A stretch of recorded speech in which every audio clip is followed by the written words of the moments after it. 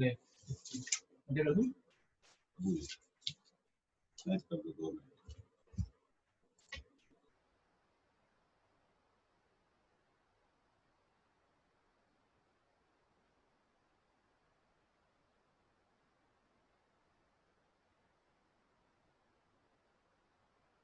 Good evening dear.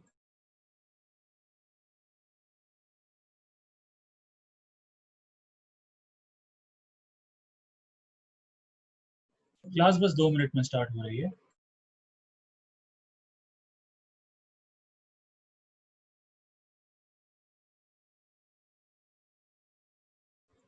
Good evening सलोनी, class बस 2 minute में start हो रही है।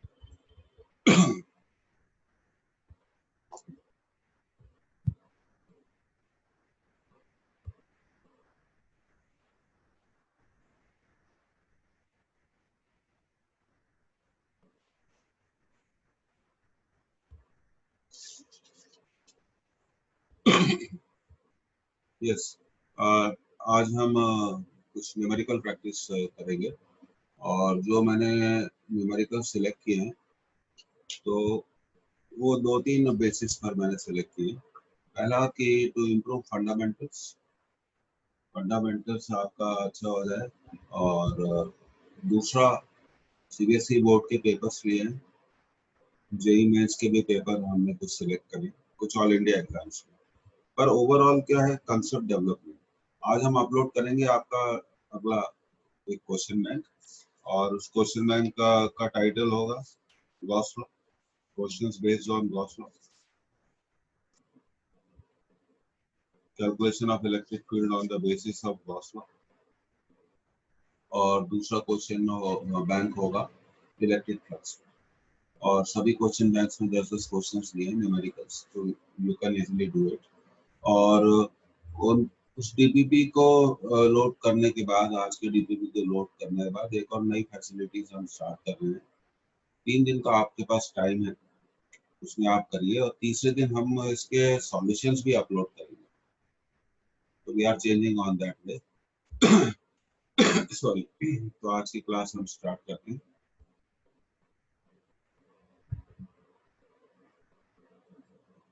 Numerical practice on Gauss's law. Gauss's law पे हम न्यूमेरिकल प्रैक्टिस करेंगे। गॉस लॉ का एप्लीकेशंस भी आपका कंप्लीट हो गया है, तो देखिए ये जो क्वेश्चन है सीबीएसई बोर्ड से हमने लिया है, this we have taken it from CBSE board. The flux of electrostatic field, ये कितना अच्छा लैंग्वेज है, through the close surface as such, through the close surface as such, ये रहा आपका as such, is found to be 4 times that through the closed spherical surface S. S का 3 times है।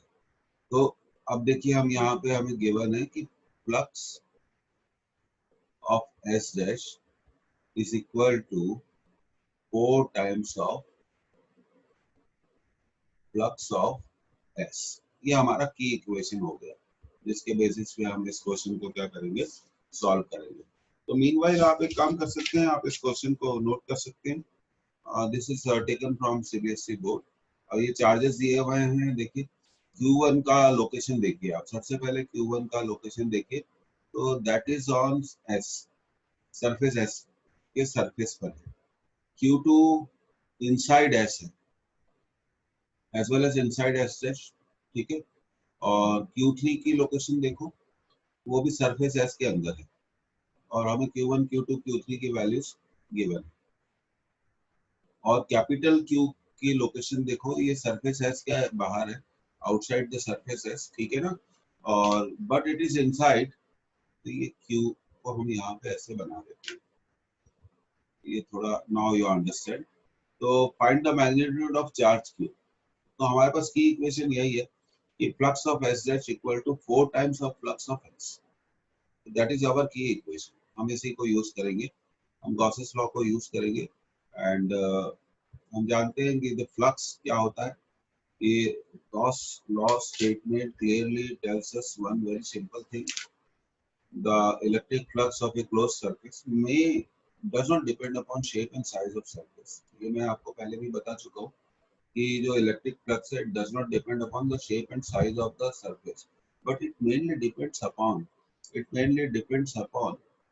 the charge present inside the closed surface। इस बात को हमेशा ध्यान रखना है कि अगर हम किसी भी सरफेस का इलेक्ट्रिक फ्लक्स कैलकुलेट करने जा रहे हैं तो उस सरफेस का इलेक्ट्रिक फ्लक्स हमेशा हम कैसे डिटरमाइन करेंगे कि हम ये देखेंगे कि उस सरफेस के अंदर कितने चार्जेस हैं, वही डिसाइड करेंगे। अब देखिए, अब बच्चों के दिमाग में एक सवाल आता है कि सर ये जो सरफेस एस है उसका हम फ्लक्स कैसे कैलकुलेट करेंगे। Q2 और Q3 तो हमें दिख रहा है कि अंदर है और Q1 तो ना अंदर है ना बाहर है, तो Q1 को भी हम अंदर ही सपोज करेंगे। तो फ्लक्स ऑफ एस डैश को हम लिख सकते हैं 1 upon epsilon not into Q1 plus Q2 plus Q3, 4 times of flux of S dash है। ये एक मिनट, थोड़ा मेरे को इसमें करेक्ट करना पड़ेगा, आई एम सॉरी, जल्दबाजी में गलती हो जाती है। हमें फ्लक्स ऑफ एस डैश लिखना है सबसे पहले। Okay, will write down the flux of S dash. ठीक है, तो एस डैश के अंदर कौन कौन से चार्जेस हैं ये देखिए। एक तो कैपिटल क्यू है, Q1 भी है, Q2 भी है और Q3 भी है। अब 4 इंटू फ्लक्स ऑफ एस, तो एस के लिए अब हमें कैलकुलेट करने की जरूरत है। वैल्यूज हम बाद में डालेंगे, ये ब्रैकेट दीजिए Q1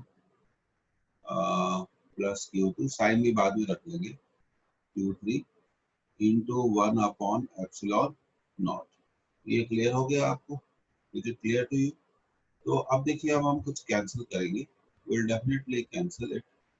तो हम कैंसिल करने के लिए ये देखिए 1 अपॉन एप्सिलॉन नॉट से 1 अपॉन एप्सिलॉन नॉट क्या हो जाएगा, कैंसिल हो जाएगा।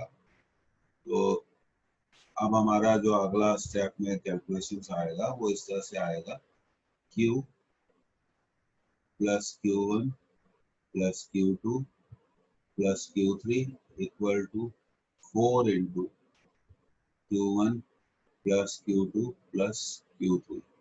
तो ये देखिए, अब आपका एप्सिलॉन नॉट कैंसिल हो गया है, ये हमने इसको यहाँ कैंसिल कर दिया। तो कैपिटल Q को आप लिख सकते हैं 4Q1 माइनस Q1, 3Q1। ध्यान दीजिए 4Q2, 4 से मल्टीप्लाई हो रहा है, 4Q2 माइनस Q2, ये Q2 उधर शिफ्ट होगा तो ये हो जाएगा हमारा, this will become us 3Q2। अब देखिए राइट हैंड साइड को देखिए, 4Q3 से Q3 माइनस होगा तो ये हो गया 3Q3। तो clearly 3 into Q1 plus Q2 plus Q3। अब आप इसको नोट कर लीजिए। Okay, if you have any doubt, so you can go to the chat box, you know, chat box में आप जा सकते हैं और उसको आप देख सकते हैं। You can ask, I will definitely answer। अब आप देखिए यहाँ पे इस क्वेश्चन में एक बहुत बढ़िया चीज दी गई है, रेडियस दी गई है एस और एस डैश की। अब देखिए, जब हम गॉस लॉ लगाते हैं, अप्लाई करते हैं, तो Gauss law is independent of shape and size. Radius यहाँ इंपॉर्टेंट नहीं है, इंपॉर्टेंट चार्ज है। इंपॉर्टेंट क्या है? इंपॉर्टेंट क्या है? चार्ज है। तो अगली स्टेप में हम जाके इसको सॉल्व कर रहे हैं। Capital Q is sorry 3Q1 3 into inside the bracket Q1 plus Q2 plus Q3। तो देखिए आप सैंपल पेपर्स में भी आपको इस तरह के क्वेश्चंस मिल सकते हैं। मैंने आपको कल की क्लास में भी कहा था कि जो हम 12th और 11th में पढ़ते हैं ये कोर सिलेबस होता है। ये कोर सिलेबस कभी भी चेंज नहीं होगा, तो सिलेबस में रिडक्शन नहीं होगा। हाँ ये हो सकता है कि जो कि बात चल रही है कि नंबर ऑफ ऑब्जेक्टिव्स क्वेश्चन थे 20 मार्क्स आउट ऑफ 70, तो अब वो करने जा रहे हैं आउट ऑफ 70 मार्क्स 50% पेपर क्या होगा, ऑब्जेक्टिव होगा, और 50% क्या होगा, long answer and medium answer type होगा। तो अगले स्टेप में हम इसको सॉल्व करते हैं। चलिए देखिए, let's move to the next slide. तो हमारा कैपिटल Q था 3 times of Q1 plus Q2 plus Q3। तो आप जानते हैं कि Q1 आपको दिया हुआ है 1 microcoulomb, Q1 is 1 microcoulomb, Q2 is -2 microcoulomb and Q3 थोड़ा वैल्यू खराब दी गई है 9.854 माइक्रोकूलम। तो let's add them in a simple way. तो 1 माइनस 2 प्लस 9.854 ऐसे करना है। तो ये हो गया 8.854 माइक्रोकूलम। अब क्या करिए कि माइक्रोकूलम को आप कन्वर्ट कर लीजिए इसमें कूलम में, 10 टू द पावर -6 कूलम। तो अब हम वैल्यूज पुट कर देंगे 3 into 8.85 into 10 to the power -6। 854 है, सॉरी, ये मैं इसको थोड़ा करेक्ट कर लेता हूँ। तो कितना था ये, हाँ 8.854 into 10 to the power -6 coulomb. अब आपको थोड़ा मल्टीप्लाई करना है, तो मीनवाइल आप मल्टीप्लाई कर लीजिए 8.854 को।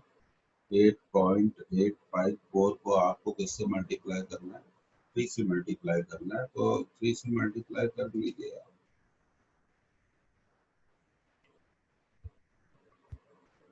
ये 2 6 5 6 5, no it should be come as 2, wait a minute, 2 आना चाहिए। तो ये आ जाएगा 26.562 and to the power -6 coulomb, or you can write your answer as 26.562 microcoulomb. So this way आपका ये आंसर अब इसका आ जाता है 26.562 माइक्रोकूलम। ये वेरीफाइड हो गया। तो अगले स्टेप में हम इसे आगे बढ़ाते हैं, आप इसे नोट कर लीजिए। तो कॉन्सेप्ट क्लैरिटी तो आपको आ गई कि अब electric flux of the closed surface does not depend upon shape and size, it only depends upon the charge enclosed by a closed surface। इस तरह से हम इसको कर सकते हैं। Everybody note it down, so you can type yes, y type कर सकते हैं।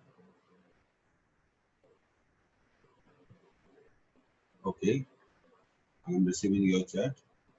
ओके, एक ही y आया है, बाकी लोगों का भी y चाहिए, नोट कर लीजिए आप इसे। Okay, nice.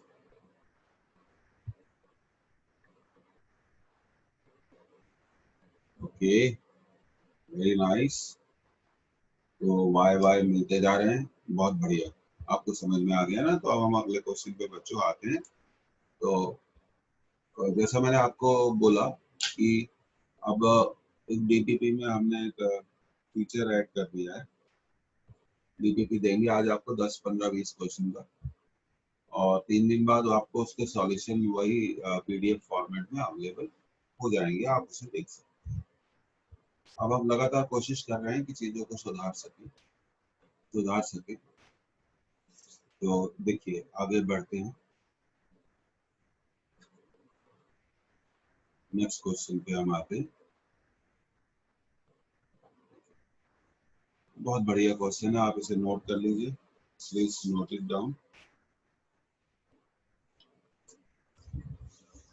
A small metal sphere carrying a charge plus q, carrying a charge plus q is located at the center of a spherical cavity. Cavity आप समझते हैं खाली जगह, spherical cavity in a large uncharged metal sphere। तो ये जो आपका है, अब आप ये देखिए यहाँ पर ये मेटल स्फीयर है, मेटल स्फीयर हो गया। Use Gauss theorem to find electric field at points P1 and P2। और ये स्मॉल मेटल स्फीयर है, this is small metal sphere. Okay, तो 2 पॉइंट्स पे हमें इलेक्ट्रिक फील्ड को कैलकुलेट करना है। एक फिर से देखिए बोर्ड एग्जामिनेशन में क्वेश्चन है, आज भी अगर आप सैंपल पेपर्स देखेंगे तो इसी तरह का वेरिएशन है। कंसेप्ट चेकिंग है एक्चुअली कि आपको कंसेप्ट आता है कि नहीं आता है। आपको P1 और P2 पर हमें इलेक्ट्रिक फील्ड्स को क्या करना है, कैलकुलेट करना है। अब देखिए, अब P1 से पास होने वाला, ये देखिए ये P1 से, ये एक्चुअली P1 यहाँ पर है, this is P1। So we draw a sphere of radius r1 passing through the P1, passing through the P1। तो ये हमने गॉस सरफेस ड्रॉ करा। अब इसका हम फ्लक्स लिख सकते हैं। फ्लक्स क्या होगा, बहुत सिंपल है, इसका फ्लक्स होगा 1/ε0 into charge present inside the flux, charge present inside the surface। और फ्लक्स को आप ऐसे भी लिख सकते हैं EDA, तो Q/ε0, क्योंकि बोर्ड एग्जामिनेशन का क्वेश्चन है इसलिए हमें इसे ऐसे करना चाहिए। तो ये आ गया हमारा electric field at P1। at P1 electric field will be 1/4πε0 Q by R1 square, Q by R1 square, Q by R1 square।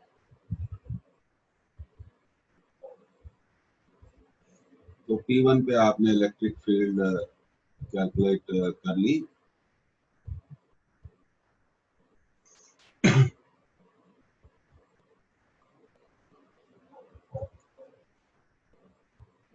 अब देखिए, so this is the way of doing it. तो ये आपने सुधार लिया, ये P1 क्या होना चाहिए, ये यहाँ पर होना चाहिए, this is P1, this point is P1।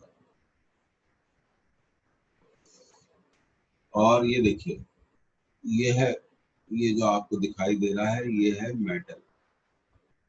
Metal को आप बोलते हैं कंडक्टर, मेटल को आप क्या बोलते हैं, कंडक्टर। तो अगले स्टेप पर हम अगले क्वेश्चन में एक बहुत इंपॉर्टेंट कंसेप्ट पर काम करेंगे। तो ये तो हमारा पहला क्वेश्चन का आंसर तो आ गया Q/R1 स्क्वायर। अब देखिए, अब आपको एक कंसेप्ट बतानी है, what happens if we charge a conductor. क्या होता है जब हम कंडक्टर को चार्ज करते हैं। यहाँ पे हालांकि कंडक्टर, डाइलेक्ट्रिक्स और इंसुलेटर सब हम पढ़ने वाले हैं इसके बाद। कंडक्टर को हम चार्ज करते हैं तो क्या होता है कि no charge is found inside the conductor. जब भी हम कंडक्टर को चार्ज करते हैं तो वो चार्ज कंडक्टर की आउटर सरफेस पर, कंडक्टर के आउटर सरफेस पर यूनिफॉर्मली डिस्ट्रीब्यूट हो जाता है। फिर से, whenever we charge a conductor, no charge is found inside the conductor, no charge is found inside the conductor, no charge is found inside the conductor, the charge is uniformly distributed on its outer surface। ऐसा क्यों होता है, ऐसा क्यों होता है, ये मैं आपको एक्सप्लेन अभी करता हूँ। अब मान लीजिए ये कंडक्टर, सपोज करिए दिस इज ए कंडक्टर, और मान लीजिए कंडक्टर के अंदर चार्ज है, ये चार्ज की लेयर हो गई प्लस प्लस प्लस। तो आप जानते हैं कंडक्टर्स के अंदर फ्री इलेक्ट्रॉन्स होते हैं, तो फ्री इलेक्ट्रॉन्स क्या करेंगे, इस पॉजिटिव चार्ज की तरफ फ्लो हो जाएंगे, पॉजिटिव चार्ज की तरफ फ्लो हो जाएंगे, और फिर हमें ऐसी सिचुएशन मिलेगी कि ये जो पॉजिटिव चार्ज है ये अगले लेयर पर आ जाएगा, क्योंकि जिस लेयर से इलेक्ट्रॉन फ्लो होंगे वो पॉजिटिव हो जाएगी, और जहां फ्लो होंगे उसको वो क्या कर देंगे, जीरो। इसी तरह इलेक्ट्रॉन फिर क्या करेंगे, इसी तरह इलेक्ट्रॉन क्या करेंगे, इसको भी नलीफाई कर देंगे। धीरे धीरे ये जो चार्ज है, पॉजिटिव चार्ज जो आपने कंडक्टर को दिया था, मान लीजिए अगर वो अंदर भी है, suppose if it is inside the conductor, तो इलेक्ट्रॉन फ्लो करके उसको नलीफाई कर देंगे, और इस तरह से चार्ज क्या हो जाएगा, बाहर शिफ्ट होता जाएगा। तो कंडक्टर के अंदर कोई भी चार्ज नहीं होगा। और देखिए पिछली स्लाइड में आप जाके देखिए, P2 मेटल के अंदर है, P2 मेटल के अंदर है, और किसी भी कंडक्टर के अंदर इलेक्ट्रिक फील्ड जीरो होती है, किसी भी। तो अब देखिए अगली स्टेप में हम ये लिख लें, no charge is found, note कर लीजिए, inside the conductor, inside the conductor, so electric field inside the conductor, inside the conductor, inside the conductor is always zero, is always zero। और अब हम P2 के बारे में बात करते हैं। ये देखिए P2 क्या है, कंडक्टर के अंदर है, तो definitely so electric field at P2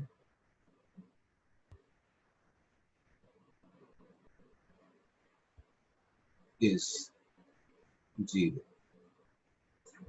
ये बोर्ड एग्जामिनेशन का क्वेश्चन था। कंडक्टर के अंदर कभी भी इलेक्ट्रिक फील्ड नहीं होगी।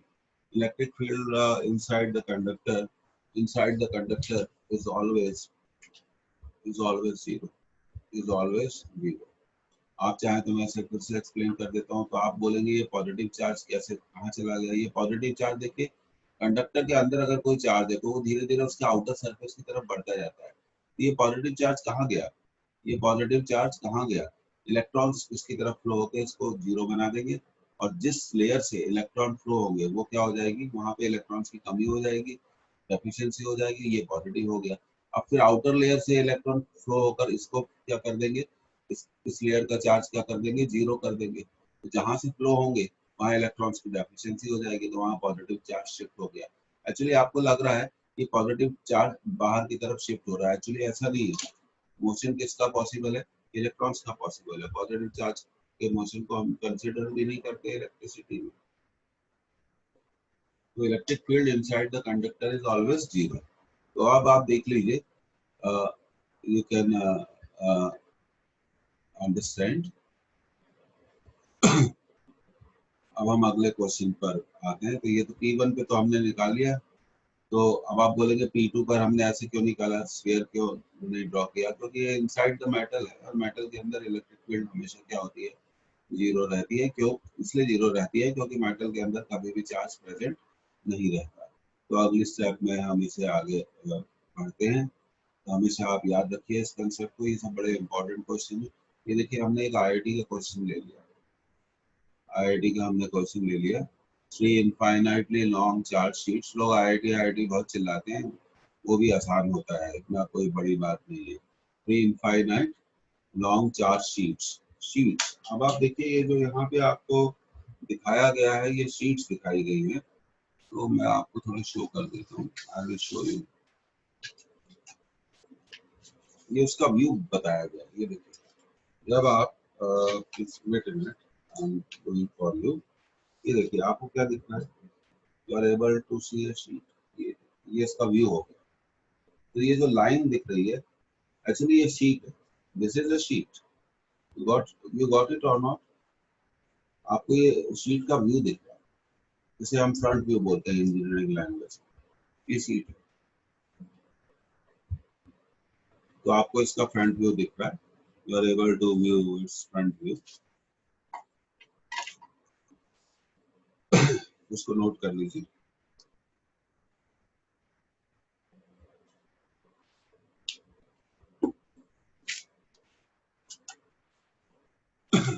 तो अब हम इस क्वेश्चन को सॉल्व करेंगे, बिल्कुल सॉल्व करेंगे। 3 शीट्स हैं और हमें किस पॉइंट पर इलेक्ट्रिक फील्ड को कैलकुलेट करना है, किस पॉइंट पर इलेक्ट्रिक फील्ड को कैलकुलेट करना है, पॉइंट पी पर। और आप जानते हैं एक प्लेन शीट ऑफ चार्ज की इलेक्ट्रिक फील्ड क्या होती है, मैंने पिछली क्लास में बताया था, सिग्मा अपॉन, अगर आपको याद हो, इफ यू रिमेम्बर, मैं इसे दोबारा ड्रॉ कर देता हूँ। इसका सरफेस चार्ज डेंसिटी सिग्मा है, तो any point nearer to it the electric field, अब ये पॉजिटिव ले लेते हैं, अगर आपको याद हो तो हम जानते हैं सिग्मा अपॉन 2 एप्सिलॉन नॉट।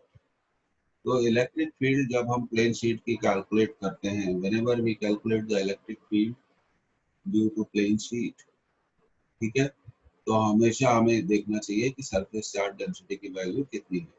तो यहाँ पर आपको देखिए 3 शीट्स मिल गई है। यहाँ पर पॉइंट पी पर, यहाँ पे पॉइंट पी पर ये हम इसे नंबर दे देते हैं, first sheet and this is second and ये थोड़ा तिरछा बन गया, दिस इज थर्ड शीट। तो पी पर कितनी इलेक्ट्रिक फील्ड्स होगी, लोकेशन वगैरह मत देखिए आप, ना डिस्टेंस देखिए, प्लेन शीट की इलेक्ट्रिक फील्ड का फॉर्मूला लगाइए, अगर पॉजिटिव है तो इलेक्ट्रिक फील्ड कहाँ होगी, अवे, और अगर मान लीजिए प्लेन शीट नेगेटिव है, माइनस सिग्मा, तो उसके पास वाले किसी पॉइंट पर, point nearer to it, electric field होगी टुवर्ड्स नेगेटिव चार्ज, सॉरी, तो ये थोड़ा इसको करेक्शन कर देते हैं, ओवरराइट हो रहा है, तो ये देखिए ये होगी सिग्मा अपॉन, फॉर्मूला तो यही लगेगा, फॉर्मूला तो यही लगेगा। तो आपने इसे ड्रॉ कर लिया होगा। अब आप देखिए कि पी पर कितनी इलेक्ट्रिक फील्ड होगी, एक तो फर्स्ट शीट के कारण होगी क्योंकि वो पॉजिटिव है, तो हमने इसे ऐसे लिखा E1, और पी पर सेकंड शीट की इलेक्ट्रिक फील्ड भी वो, क्योंकि वो नेगेटिव है इसलिए क्या होगी, E2 नेगेटिव की तरफ होगी, और फर्स्ट की इलेक्ट्रिक फील्ड क्योंकि वो पॉजिटिव है, ये प्लस ले लेते हैं, तो अवे फ्रॉम प्लस, अब ये तीसरा भी नेगेटिव है तो उसकी इलेक्ट्रिक फील्ड क्या होगी, उसी की तरफ होगी।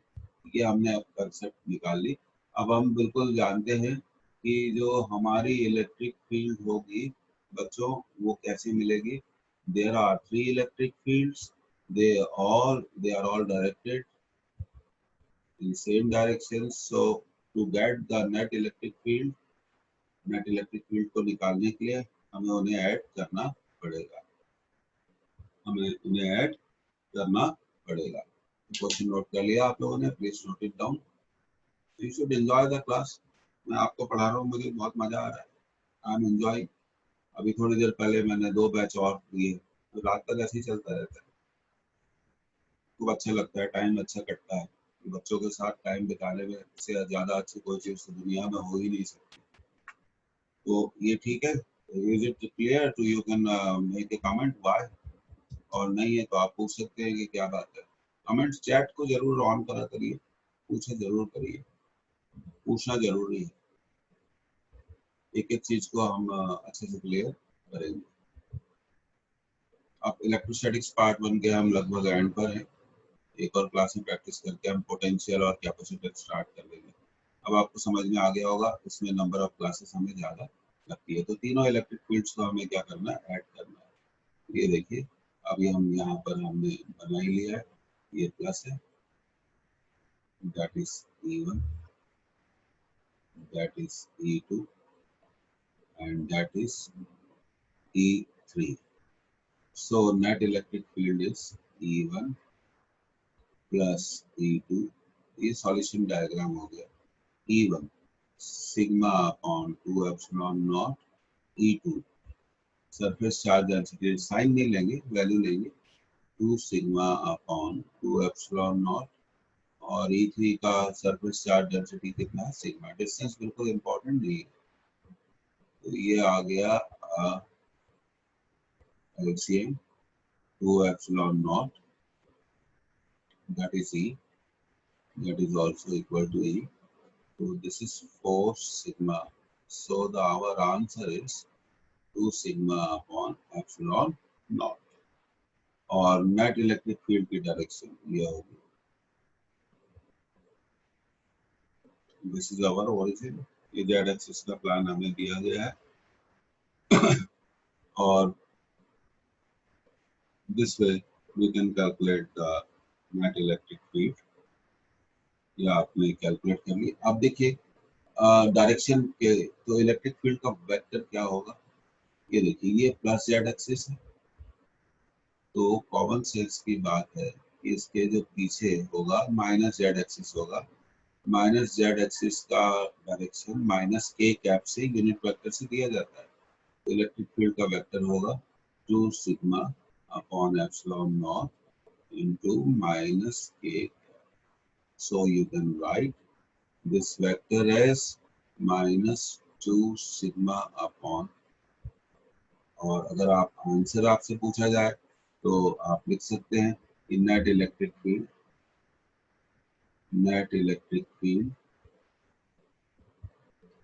is directed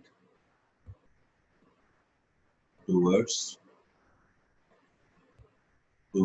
minus z axis, So this way we solve these questions. You should enjoy it. बहुत बढ़िया क्वेश्चन है। तो electric field due to sheet does not depend upon distance, ये कंसेप्ट है, सिर्फ उसका फॉर्मूला याद रखना है। तो इलेक्ट्रिक फील्ड ऑफ शीट को आप ऐसे भी याद रख सकते हैं, आप चाहें तो plane sheet surface charge density divided by 2 epsilon naught. So this is the concept. So by using this concept we can solve some number of questions. So have you completed writing this? तो मैं अगले slide पे move कर रहा हूँ। I'm moving to the next slide.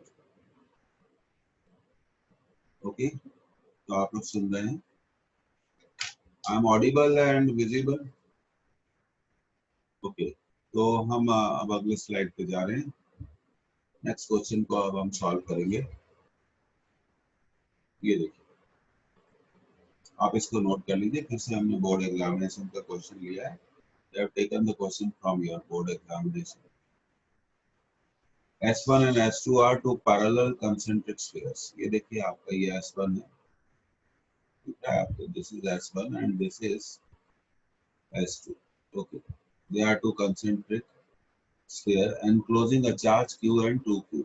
तो ये charge Q इसके अंदर है और इसके अंदर कितना है चार्ज 2Q.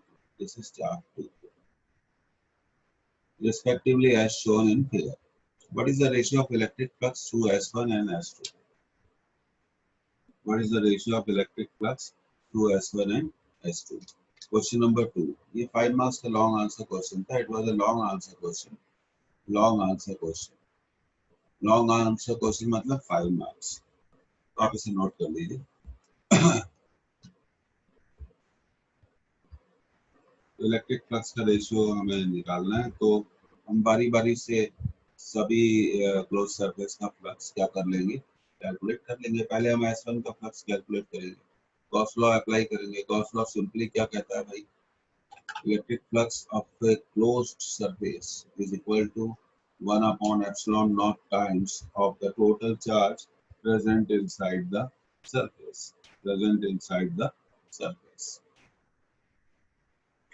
तो हम सपोज करेंगे phi1 flux of S1. Now we'll suppose phi2 flux of S2. तो अब हम phi1 और phi2 को कैलकुलेट कर लेंगे। क्वेश्चन नंबर 1 का पार्ट ए का हम आंसर देना चाहते हैं। phi1 आप देखिए S1 के अंदर कितना चार्ज है, Q, तो Q upon epsilon not, equation 1, and phi2 will be the charge inside S2। देखिए यहाँ पे S2 के अंदर चार्ज है, Q भी S2 के अंदर है और Q भी S2 के अंदर है, तो हम इसे ऐसे लिखेंगे 2Q plus Q bracket, so phi2 will be 3Q upon epsilon naught। So this is our second equation। तो फर्स्ट क्वेश्चन तो हमने अब लगभग सॉल्व ही कर लिया है। We have already solve the first question, तो हम उस पे आ सकते हैं। तो we are asked phi1 upon phi2, sorry थोड़ा ओवरराइट हो गया, phi1 upon phi2, okay do it. ये हो गया phi1 अपॉन phi2, डिवाइड कर दीजिए, q upon epsilon not divided by 3q upon epsilon naught। So phi1 by phi2 will come as 1 by 3। So part A का answer हो गया। 2 marks का question था।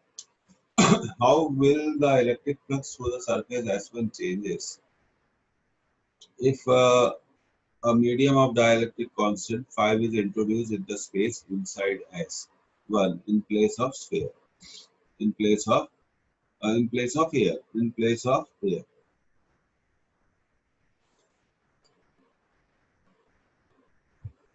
ओके तो आगे बढ़ते हैं। इसको आपने क्वेश्चन को नोट कर लिया।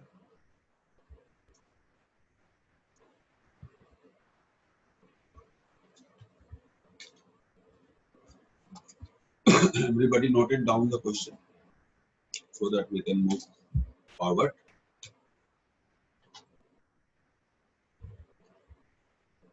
क्वेश्चन आपने नोट कर लिया है तो हम आगे बढ़ सकते हैं।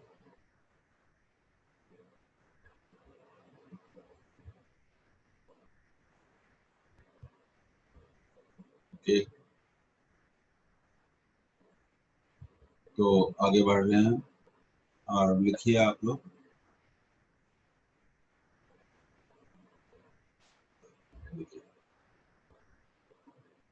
यहाँ पे हमने डाइलेक्ट्रिक कांस्टेंट K को फिल कर दिया।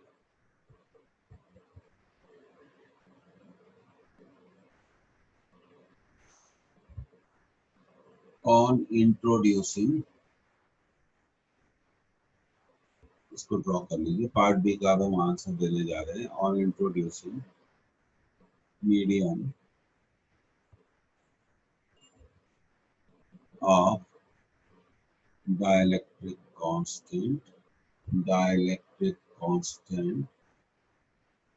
K equal to 5, K equal to 5 inside the, लिखना पड़ेगा inside the sphere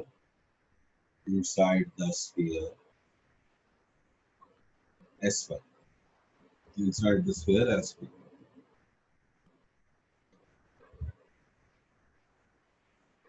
Now electric field on the surface of S1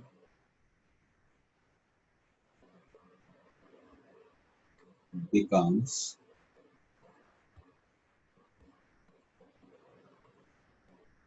1 by K times, याद रखिए, the previous value। अब आपको मैं समझा देता हूँ। ये देखिए आप इलेक्ट्रिक फील्ड का अगर आप एक फॉर्मूला देखें एयर के लिए 1/0 Q बाय R स्क्वायर, जब ये एयर होता है और मान लीजिए अगर स्पेस को हम डाइलेक्ट्रिक फिलिंग कर दें डाइलेक्ट्रिक फिलिंग करते हैं के से, तो यहाँ पर इलेक्ट्रिक फील्ड क्या होगी, कॉमन सेंस की बात है, 1/4πε0 के, क्योंकि इलेक्ट्रिक फील्ड हम कूलम्ब्स लॉ से निकालते हैं, कूलम्ब्स लॉ से निकालते हैं, तो ये 1/k times the previous value.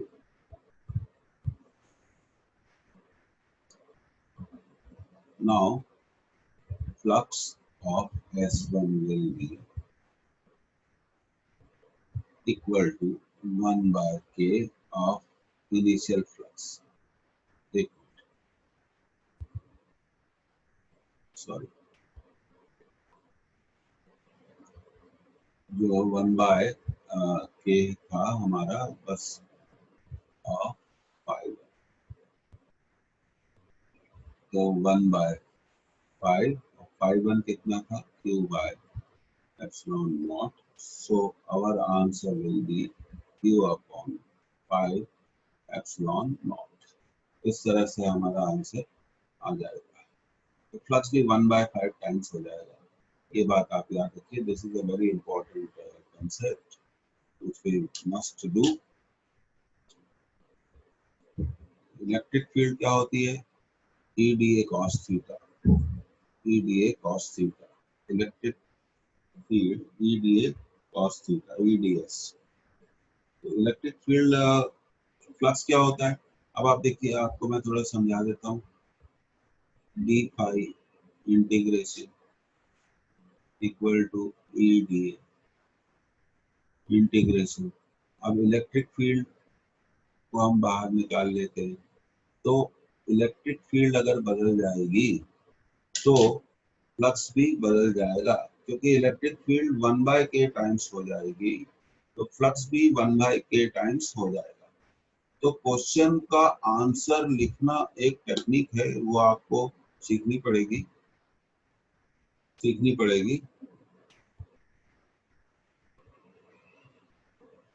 तो आपने नोट कर लिया है तो वाई टाइप कर दीजिए, तो फिर हम आगे बढ़ जाएंगे अगले क्वेश्चन में. अगर इलेक्ट्रिक फील्ड बदलेगी, देखिए ये फॉर्मूला आपको क्लियरली बता रहे हैं ना, इलेक्ट्रिक फील्ड अगर बदलेगी तो डेफिनेटली फ्लक्स भी बदल जाएगा.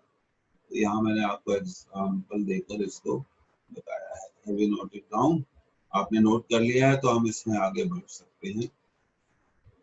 You can take your time, there is no issue. तो ये बात आप याद रखिएगा, एयर का केस अलग होता है, डाइलेक्ट्रिक का केस अलग होता है. डाइलेक्ट्रिक फिलिंग हो जाएगी तो इस तरह से केस हमारा बन जाएगा. अब हम आगे बढ़ रहे हैं. तो देखिए ये बात आपको मालूम होनी चाहिए. अब हम ये क्वेश्चन कर रहे हैं, आप इसे नोट कर लीजिए. This is very important.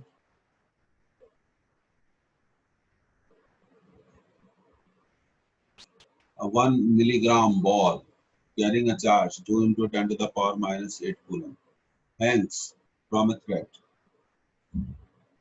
When a large conducting plate of charge is brought near the ball, the thread makes an angle 30 degree with the plate.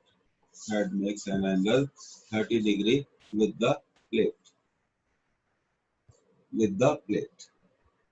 What is the surface charge density of the plate? तो plane sheet charge के बारे में ही बात कर रहे हैं, आप इसे नोट कर लीजिए.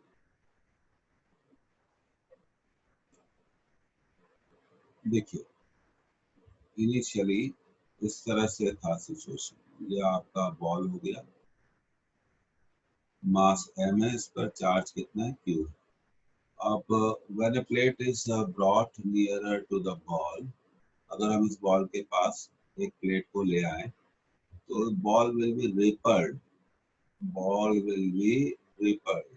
by the plate.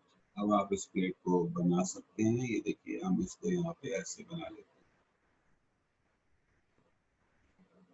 ये प्लेट है, प्लेट का हमने व्यू ले लिया है. इसके दोनों तरफ क्या है, चार्जेस हैं. अब देखिए ये आपने अगर पिछले क्वेश्चंस सॉल्व करे होंगे, ये बॉल रिपल हो जाएगी. Ball will be rippled,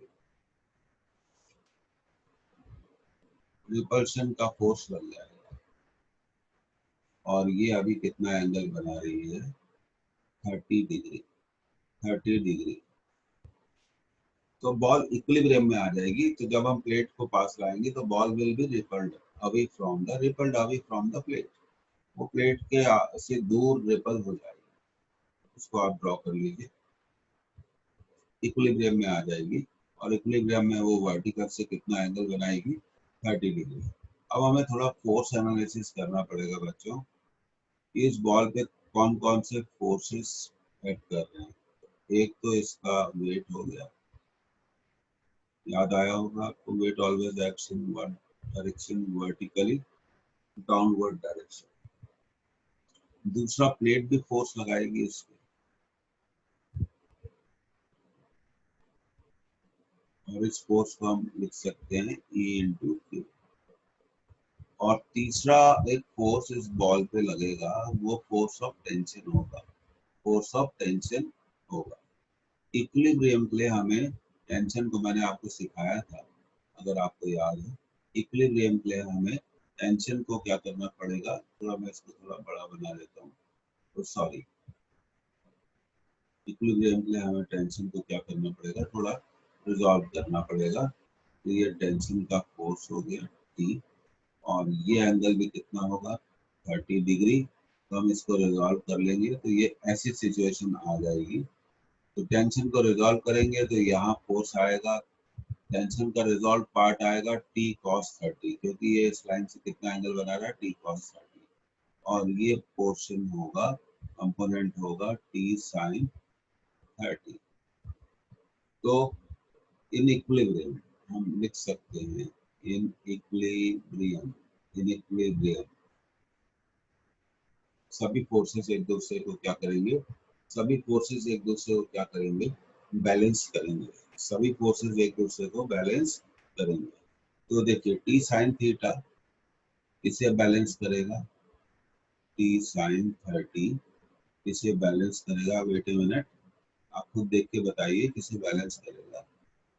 T sin 30 will balance force by the plate। Force by the plate क्या होगा, electric field multiplied by the charge. इस पर चार्ज कितना है, प्लस Q। तो इस तरह से हमारा फर्स्ट इक्वेशन आ गया। अब T sin 30 को बैलेंस किया किसने, EQ ने। अब आप देखिए डायग्राम में T cos 30 को बैलेंस करेगा MC। T cos 30 डिग्री को बैलेंस करेगा, ये हम पहले भी कर चुके हैं, MC। तो इस तरह से हमने कितने इक्वेशंस बना लिए, 2 इक्वेशंस बना लिए। और अब हमसे पूछा क्या गया, surface charge density of the plate और इलेक्ट्रिक फील्ड ऑफ प्लेट। हम अच्छे से जानते हैं electric field of, electric field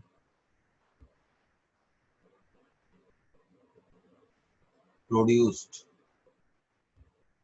electric field produced by the plate, by the plate, ठीक है। तो ये हो गई E। और अभी हमने पढ़ा है कि प्लेट कितनी इलेक्ट्रिक फील्ड प्रोड्यूस करती है, sigma upon 2 epsilon not. So this is our third equation. So please write down the equation and confirm me just by typing Y. You should score. I just want you all people should score very high marks. और PCM tough होता है, इसमें तो कोई doubt ही नहीं है। आप real study करिए, आगे चल के रिसर्च वगैरह में भी जा सकते हैं, कोई जरूरी नहीं है इंजीनियरिंग करना। रिसर्च में भी बहुत स्कोप है, बहुत कैरियर्स हैं कोर्स सब्जेक्ट के बाद। तो अब हम, आपने ये दोनों इक्वेशंस नोट कर लिए, तो मैं अगली स्लाइड में जा रहा हूँ और फिर मैं इन्हें सॉल्व करूँगा। I will solve.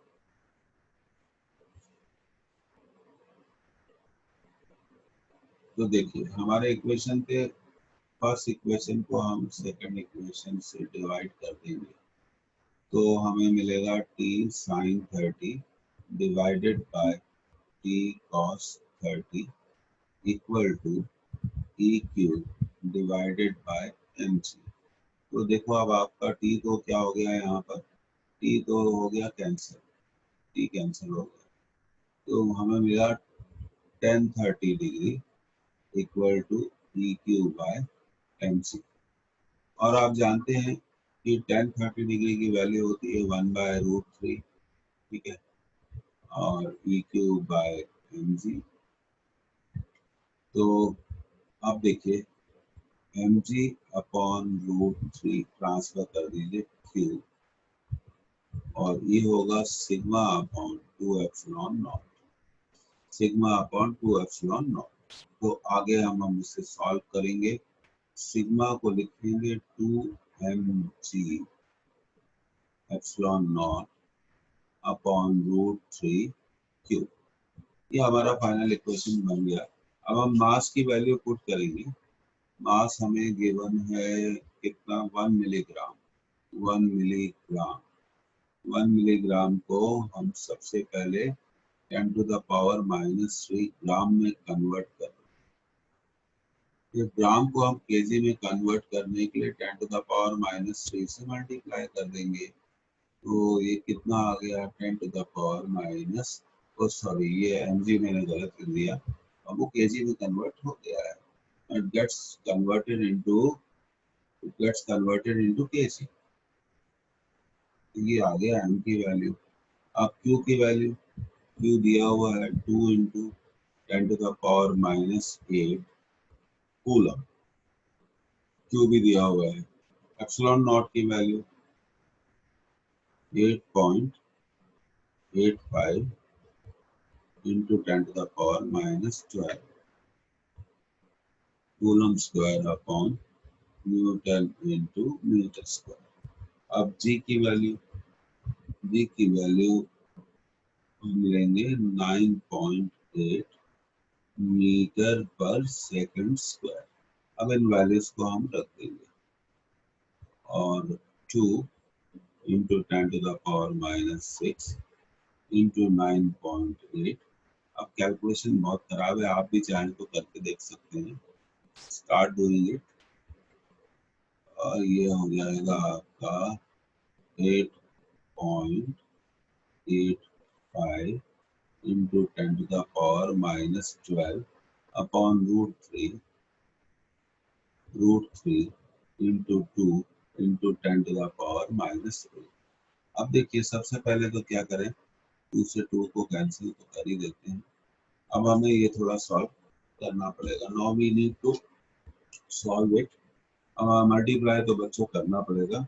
9.8 को हम मल्टीप्लाई कर देंगे, कुछ कैंसिल वगैरह होने का तो कोई इश्यू नहीं है, इंटू 8.85 मल्टीप्लाई करेंगे 10 की पावर को तो बाद में एडजस्ट करेंगे 3, ये हो जाएगा 7, सॉरी 7, 6, और √3 की वैल्यू हो जाएगी 1.732। 10 की पावर को एडजस्ट किया, -12 -6 +8। तो अब आप डिवाइड भी करना पड़ेगा।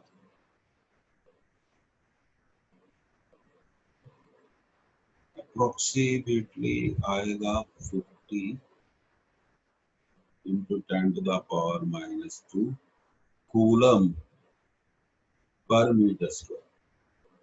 कैलकुलेशन आप बाद में भी क्या कैरी फॉरवर्ड कर सकते हैं, तो इसको नोट कर लीजिए आप, है ना। एक पर्टिकुलर टॉपिक में बहुत टाइम लगता है, अगर हमें उसे अच्छे से करना है तो you need to give the time. किसी भी चीज को हल्के में नहीं करना है, सिस्टमेटिक करना है, स्कीम बनाना है सब्जेक्ट की। तो आपने नोट कर लिया, तो मुझे अगली स्लाइड चाहिए। अगली स्लाइड पे तभी जाऊंगा जब आप बाय टाइप करेंगे, तो उसको टाइप कर दीजिए।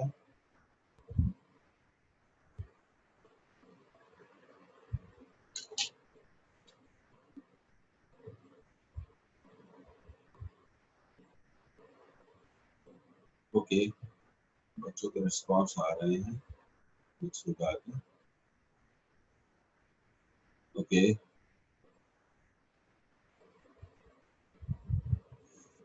और आपने ये भी पूछा है कोई चार्ज कंडक्टर के अंदर क्यों नहीं रहता, तो इसका रीजन आप लिख सकते हैं due to free electrons. Due to free electrons, if we have any charge inside the conductor, free electrons flows through that charge due to free electrons, इतना लिख सकते हैं। फ्री इलेक्ट्रॉन्स के कारण कंडक्टर्स के अंदर कोई भी चार्ज बच्चों नहीं रहता। और कंडक्टर्स का बेस्ट एग्जांपल तो आप जानते हो मेटल्स हैं, metals are the best examples. तो अगली स्लाइड में हम लोग आ रहे हैं, अभी कैलकुलेशन है, कैलकुलेशन करना पड़ेगा, मेरे पास कोई ऑप्शन नहीं है इसके अलावा। अगली स्लाइड पे हम जाते हैं।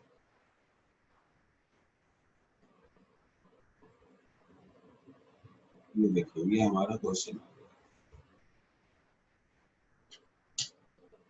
This is a wonderful question and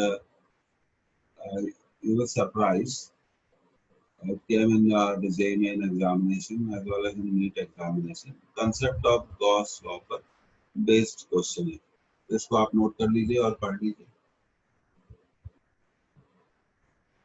questions हमें बहुत अच्छे से इसकी कंसेप्ट क्लियर करते हैं। मैथमेटिक्स में सिर्फ एक ही चीज होती है, तो वो शोले का आपने वो पढ़ा कितने आदमी थे, तो कितने जितने ज्यादा आप क्वेश्चन सॉल्व करेंगे understanding level will be more increase, better होता जाएगा। Electric charge is uniformly distributed along a long straight wire of radius 1 mm। अब ये देखिए आपका ये लॉन्ग स्ट्रेट वायर यहाँ पे आपको दिख रहा है, ये वायर और रेडियस बता रहे हैं। रेडियस तो हमारे लिए इम्पोर्टेंट नहीं है गॉस लॉ में, शेप और साइज इम्पोर्टेंट नहीं है। द चार्ज पर सेंटीमीटर लेंथ ऑफ वायर, ये बहुत इंपॉर्टेंट बात है, per unit is Q coulomb, is Q coulomb. तो लैम्डा है क्यू कूलम पर सेंटीमीटर, और ये अंदर लेंथ हो जाएगी 1 मीटर। 1 मीटर को आप लिख सकते हैं 100 सेंटीमीटर। तो चार्ज इनसाइड, इस सिलेंडर दिख रहा है आपको, inside the cylinder is equal to 100 Q, 100 Q।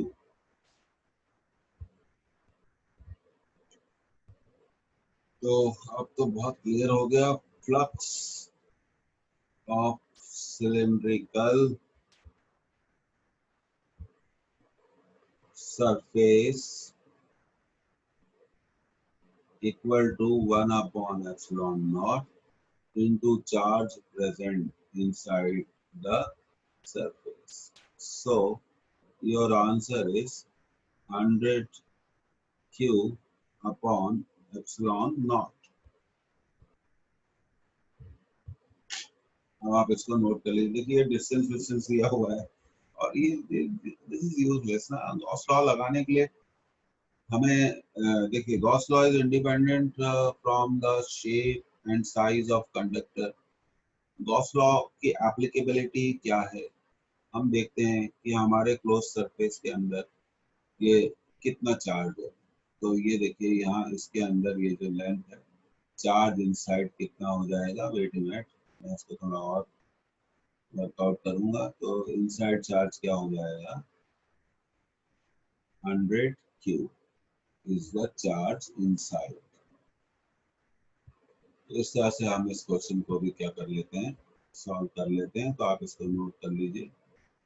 इस तरह का जो ऑब्जेक्टिव नोटेशंस है ये सब पूछा जा सकता है। तो देखिए अब आप लोगों को एक बात बता देता हूँ, जब हम मैथमेटिक्स केमिस्ट्री फिजिक्स कुछ भी स्टार्ट करते हैं तो शुरू के चैप्टर में क्या होता है, फ्लो आने में टाइम लगता है। जब स्टूडेंट पढ़ता है तो उसको फ्लो मेंटेन करने में टाइम लगता है। अब मैं आप सब लोगों को पढ़ा रहा हूँ, तो अब मैं सेट हो गया हूँ आप लोगों के साथ, आई एम वेरी हैप्पी। तो टीचर की भी सेटिंग जरूरी होती है स्टूडेंट के साथ। तो ये आप इसे नोट कर लीजिए। ये देखिए ऑब्जेक्टिव क्वेश्चन तो आप 35 मतलब 50% पेपर आपका ऑब्जेक्टिव होगा, वो इतने आसान नहीं होते सीबीएसई बोर्ड में, घुमा घुमा के वो क्या पूछते हैं। तो इस तरह से हमने इसे क्या कर लिया, अप्लाई कर लिया। तो चार्ज इनसाइड द सिलेंडर आप चाहें तो कहीं लिख भी सकते हैं।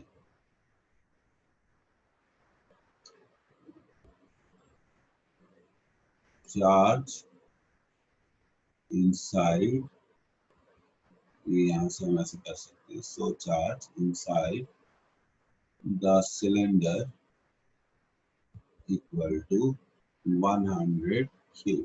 और उसके बाद हमारी स्टेप्स ऐसे आएगी, पहले ऐसे जा रही है स्टेप्स, यहाँ से हमने स्टार्ट किया solution.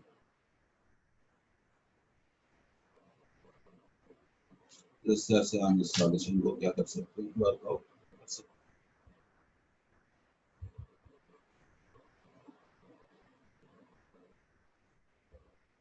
This way we can work out our solutions. तो ये नोट कर लिया आप लोगों ने।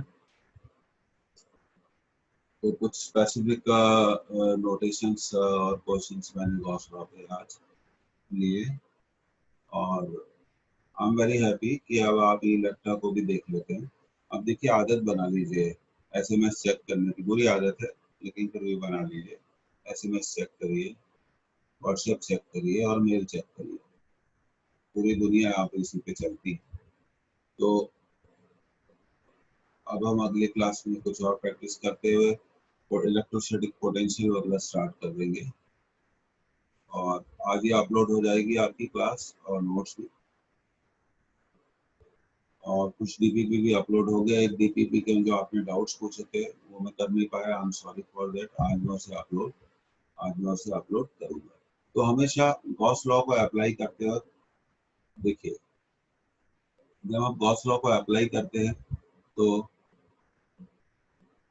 तो हमें सिर्फ इतना देखना पड़ता है कि हमारे क्लोज्ड सरफेस,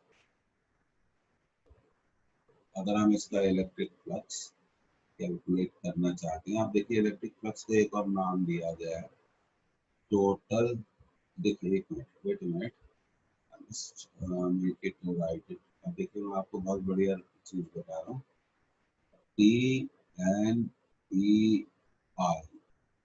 तो हम इसे बोलते हैं टोटल नॉर्मल, ऐसा भी लैंग्वेज यूज की जाती है, नॉर्मल इलेक्ट्रिक इंडक्शन। तो इसका इलेक्ट्रिक फ्लक्स क्या होगा, D phi equal to 1/ε0 into charge present inside the closed surface.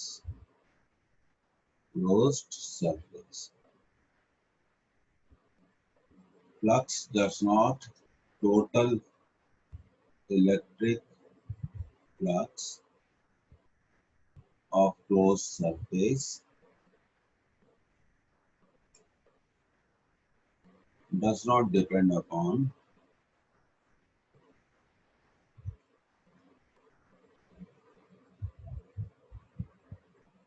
shape and size of closed surface. ये बातें आपको सब मालूम होनी चाहिए। These are the very important factors. Shape और साइज इंपॉर्टेंट नहीं है, इसे हम टोटल नॉर्मल इलेक्ट्रिक इंडक्शन भी कहते हैं। We also call it the total normal electric induction. Total normal electric induction, TNEI. तो किसी भी क्लोज सरफेस का जो इलेक्ट्रिक फ्लक्स है वो कभी भी सरफेस के शेप और साइज पर डिपेंड नहीं करता है। ओके, तो ये क्लियर आपको हो जाना चाहिए, और should be clear to you. Shape and size important नहीं है, हमें सिर्फ ये देखना है कि सरफेस के अंदर चार्ज कितना है, और electric field inside the metal conductor is always 0 due to presence of plenty number of free electrons inside the conductor.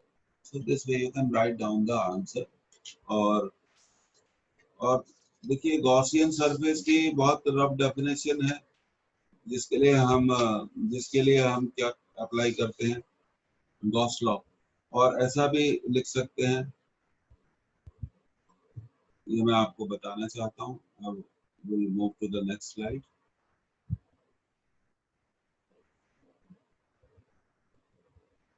Something about Gaussian surface I want to write here.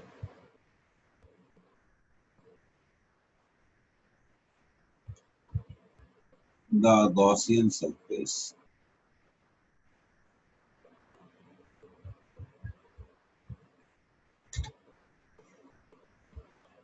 around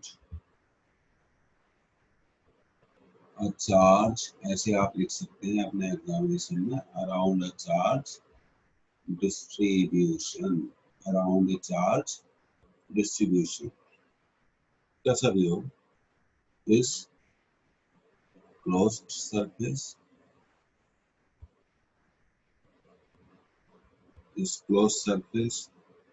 such that, proper definition लिख लेते हैं, such that electric field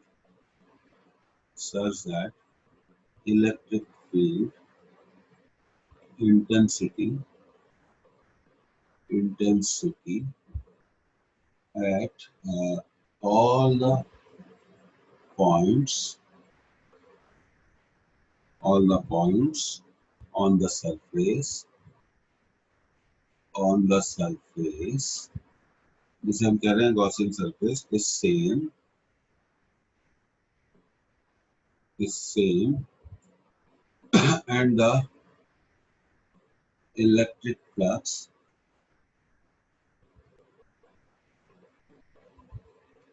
through the surface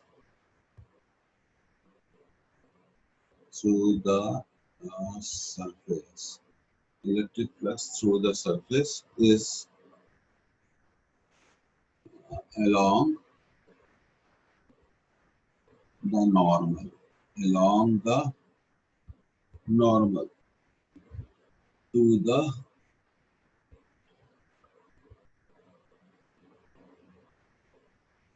surface. So this much you can write it about the Gauss definition.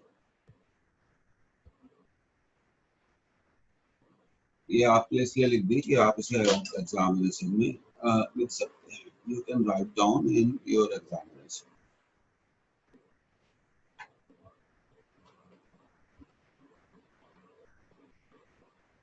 Note कर लिया तो बता दीजिए, तो फिर हम आगे बढ़ जाएंगे. The Gaussian surface around a charge distribution, note कर लिया आप लोगों ने.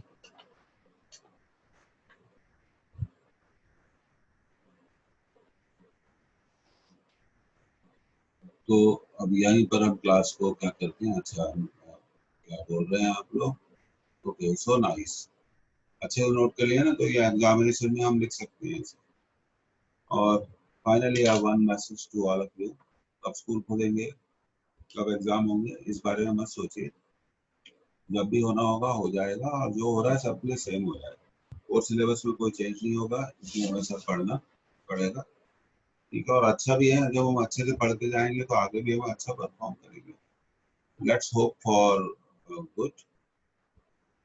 हमेशा अच्छा सोचिए, अपना ख्याल रखिए, मिलते हैं बच्चों, एंजॉय करिए क्लास को. मुझे तो बहुत मजा आ रहा है आपकी क्लास लेने में, आप सब लोगों की.